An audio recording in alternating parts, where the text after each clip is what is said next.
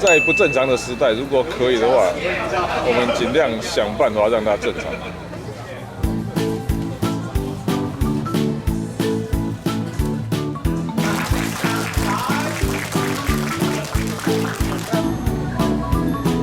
各位后座的来宾，长官请起立。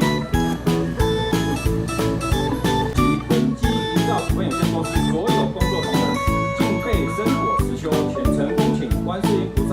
第一场开地平安，第二场开工顺利，第三场一切圆和吉祥。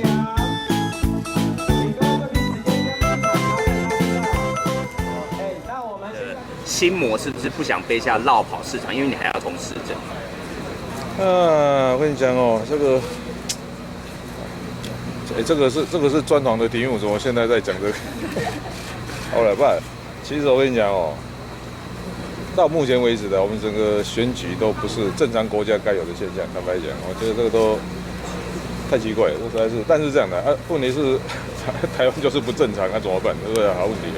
不过是这样的，在不正常的时代，如果可以的话，我们尽量想办法让它正常。没有，我昨天看到他吓一跳，奇怪，这不是常常在电视上看到。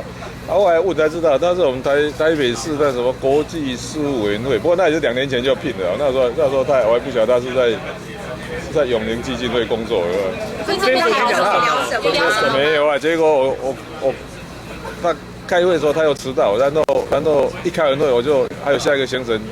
就跑了，所以根本没有机会跟他讲话。市长有跟高嘉瑜讨论副市长吗？然后我先跟他讲说，你要不要来？我这个人不喜欢当备胎，要我就是要当正的，我觉得不可能当备胎。这是一个很严肃的题目，就是说，像我其他行程哦，请各位家属。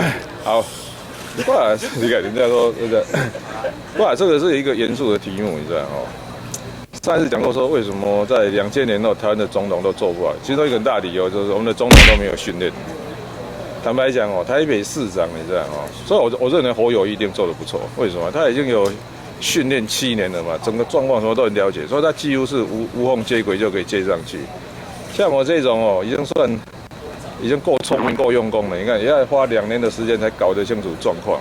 那如果是那种一般跟这个系统无关的，一进来，我跟你讲，等到他搞清楚，我看第一任都已经做完了，所以我们这种重大的职务，你知道，完全没有训练去接，这是很大的问题。这是我也是看我们台湾政治上，我看几个其他的大都市或在研究，这种完全没有训练，然后政策全部打断重来，这也是造成我们地方自治，我目前看到这很大缺点。